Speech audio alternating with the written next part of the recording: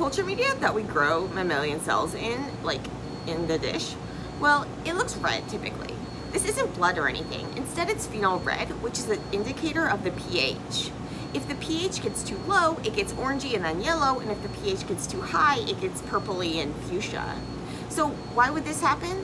Well, the pH can get too low if the cells get overgrown and they start producing a lot of waste products that they just kind of like secrete out there. These are often things like lactic acid, which can be a product of a sort of alternative energy making, where the cells go through like glycolysis, but then they don't, instead of going through like aerobic respiration, which is the typical way when there's a bunch of oxygen and stuff, they can go through anaerobic respiration where they produce lactic acid, which, by the way, is not the cause of muscle soreness. Some links to busting that myth in the notes. So basically, if you see that culture, that media start to look orangey or yellow, that's a sign that the cells might be overgrown, or that you have some sort of bacterial contamination that's using up a bunch of the energy. You also see with contamination, it'll also get like fuzzy looking. So that's not good. It's also not good if your media looks like purple. This could indicate that the CO2 is too low. And with the CO2 too low, now you have this media is going to be more basic or more alkaline. And what happens is that the dye is going to deprotonate. So a more basic solution means there's fewer protons around. So this dye is actually going to lose a proton. So it's going to lose an H+, and now it's going to turn all purpley. Whereas if there's a lot of protons around, so you're talking an acidic solution, low pH, well then that dye is going to take up protons and it's going to look all yellowy. So phenol red is going to allow us to see these different things. So where the heck did CO2 come in with all of this? Well, basically these media often rely on a bicarbonate-based buffer system. So this is the same buffer system that our bodies use, so it makes sense that we would want to use that same system in the cell culture. But it's kind of finicky. How this buffer system works is, like other pH buffering systems, it contains a base, so something that can accept a proton, and an acid, something that can take a proton. In the case of this buffer system, we have bicarbonate, which is our base, which can take protons, and then we have carbonic acid, which is our acid, which can donate protons. Because you have givers and takers, then the final amount of protons you have is going to depend on the ratios of the base and the acid. And that final proton concentration you have, we'll take the inverse log of that and you get the pH. So if you have a lot of protons around, you have an acidic medium, and you have a low pH. If you have not very many protons around, well, now you have a basic medium and you have a high pH. And we want the pH to be about 7.4 or so. So we want to keep things similar to like what they are in our body. But in our body, we're like breathing in and out carbon dioxide. We have all this other stuff going on, helping control the levels of the this acid and the base levels so that we can control the pH tightly. In our cell culture, we need to like have more hands-on control, and we need to keep things really controlled. And so how we do this is, well, we can add sodium bicarbonate. So this media typically has sodium bicarbonate in it, and this is going to provide the base. But how about the acid? Well, that acid actually comes from carbon dioxide. And so we typically culture these cells in like a 5% CO2 incubator, somewhere around 5%, sometimes a little higher, sometimes a little lower. What's going to happen is that as that carbon dioxide dissolves, well, now it's going to like acidify the solution because you're making carbonic acid. So the more CO2 you have, the more acidic it is, but then you have the balanced out by the sodium bicarbonate. And if you have relatively equal amounts of these two things, then any small changes in the pH, such as when the cells secrete some lactic acid or something, that can be counterbalanced, keeping the pH fairly stable. This is the idea of a buffer system. What can happen though is that as the cells, if they kind of like overwhelm the buffer system, then you'll start to see these color changes. And so if these cells start producing a lot of lactic acid, which is a common byproduct of a form of energy metabolism, so like anaerobic respiration or anaerobic glycolysis, so skipping the respiration part, in order to regenerate NAD+, they have to actually like do something with that pyruvate to generate the NAD+, so they make lactic acid, not the cause of muscle soreness. A couple of links to articles that dispel that myth in the in the post, but it's basically, it's more one of those things where like, yes, lactic acid increases when people are exercising, and when people are exercising then they get sore, but it's not like a direct connection between them, and it's not a direct connection between like delayed onset muscle soreness and lactic acid. In fact, when people did like studies and they actually measured the amounts of lactic acid versus what people felt, they were like not correlated. So people actually, when they had more lactic acid, they felt less sore, and the lactate can actually be used to make energy and all this stuff. So don't get me started on that. But anyway, lactic acid in the media is bad because unlike like in our bodies and stuff, we can't really, the cells can't really be doing anything without lactic acid, and they don't have capacity, the buffering capacity in order to buffer it. And so the media starts getting more acidic.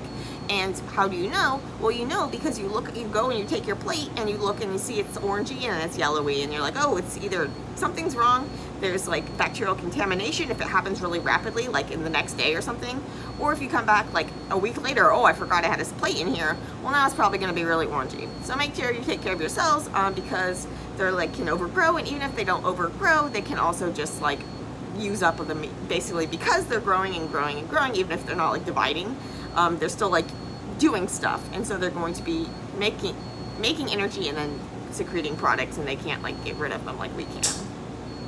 So we use this, we control the CO2 in order to control it. So this is formulated so that for the CO2 that we typically culture these cells at, so that you keep the pH constant around where you want it. So it's more common to see the media go orange or yellow when you're actually, it's like in the incubator and stuff. When you have the media outside of the incubator, well, now what it often gets is it kind of gets a darker color. So this media is actually darker than when we typically, like when the cells will be growing in the incubator, for a couple of different reasons. One is that it's cold, and the other is that it's outside of CO2. So we talked about how the CO2 is going to affect the pH. And in fact, if you were to check the pH of the media when it was outside of the incubator and when it was inside of the incubator, if you don't have some sort of like other buffer or something in there, you're going to see that the pH is going to be lower inside of the incubator. And when it's lower, then it's going to be more orangey, and more like, hopefully just like a little orangish red is good. When it's outside of the incubator, now you have less CO2, so you're going to be more basic because you're going to have less acid, you're going to have less protons, and therefore you're going to have less protons on that phenol red dye. When that phenol red dye has less protons on it, then it's going to look more purpley red, and so that's what you see. Now the temperature, what happens is that water, so we think about water as like H2O, but it's really, water is an acid and a base, and so it can be like H plus, so a proton, and OH minus, but the protons typically latch onto a water, so you get H3O plus, a hydronium ion. But anyway, water can split up in this way, and so the amount at which it does this, like it's just acid dissociation, at a lower temperature, it does this less often. It releases the proton less often at a lower temperature. And so what happens is that at a lower temperature, the water is going to be less acidic, and if the water is less acidic, then it's going to be donating fewer protons into the media. So even if your sodium bicarb stuff is all still donating protons like normal, well, now you have less protons contributed by the water, and the pH is overall level of the free protons, which is going to be the combination coming from the water as well as everything else that was in there, including all that buffering stuff. And so now that you have it out, and the buffering system, it's not temperature sensitive as much as like the water is. And so what's going to happen is that the pH of the water, it's going to get less acidic at the lower temperature, whereas the other stuff is going to stay constant. And so what's going to happen is that overall you're going to have less protons available, and so your media is more basic, more alkaline, it's going to be that more purpley color. So we talk about like this color, like, yeah, it's cool, it looks colors, but it's really telling you about how happy the cells might be, because the cells, you want them in this controlled environment, and if the color of the media is not looking right, well, then it's telling you like the cells probably think that it doesn't feel right. And so especially if you're trying to do some sort of measurement, well, now if your pH is off, that's going to be a problem potentially. So typically we want to keep these cells outside of the incubator as little as possible. We want to do things like pre-warm the media. This doesn't just make it so that they're not like cold shocked when you get on them, it also helps you make sure that the pH is going to be more constant. If you're really worried about the pH, things need to be really sensitive. Often what people will do is they actually add an additional buffering agent to the media. You don't want to like just ditch out the sodium bicarbonate, because these things are important for helping the cells in other ways than just pH buffering. So the cells can actually respond to these the sodium and like the bicarbonate and stuff, and this can actually, and carbonic acid, and it affects like their signaling and things like that, how they do proton balance, all of this various stuff. So it's important to actually have those molecules there. And so instead of just totally replacing the sodium bicarbonate system, what these other medias often do is they'll add an additional buffer, something like HEPs. And this is going to allow it so that when you're outside of the incubator, it's going to be more constant. HEPs also has this thing where it displays that temperature dependence, and so it's going to help kind of like be more consistent with the water. But the problem with adding something like this is that a couple things. One is you're increasing the osmolarity, so basically you're adding more stuff, which increases the amount of stuff, and this can affect things like how much water goes into and out of cells, and much more on that sort of thing in other posts. It can also, these buffering agents can sometimes like chelate or latch onto metals, so like calcium. This can cause problems. So typically we don't really add those sort of things unless we need those buffers. But if you need those buffers, that's something. So you might see sometimes it'll be like HEPs. Speaking of adding things, well, let's talk about taking out things. So sometimes you'll see media that's not pink or not red, and it never was, so you never put the phenol red in there.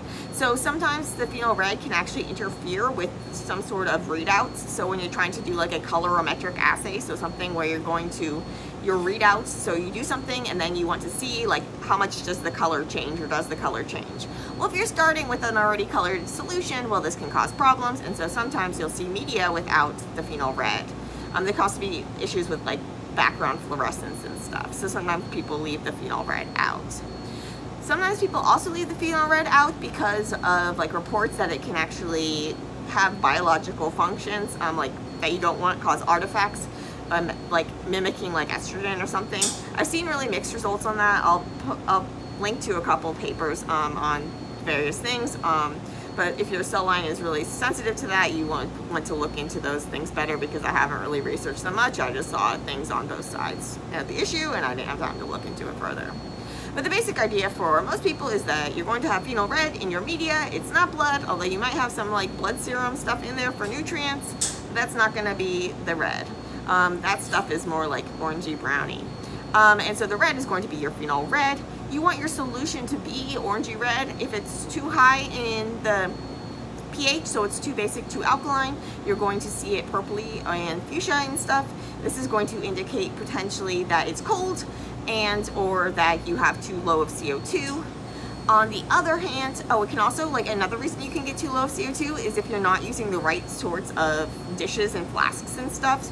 So you need to use vented things so that that CO2 can actually get in there. So if you have like just like a normal capped bottle in there, well, that can cause problems. You're not getting the CO2 in.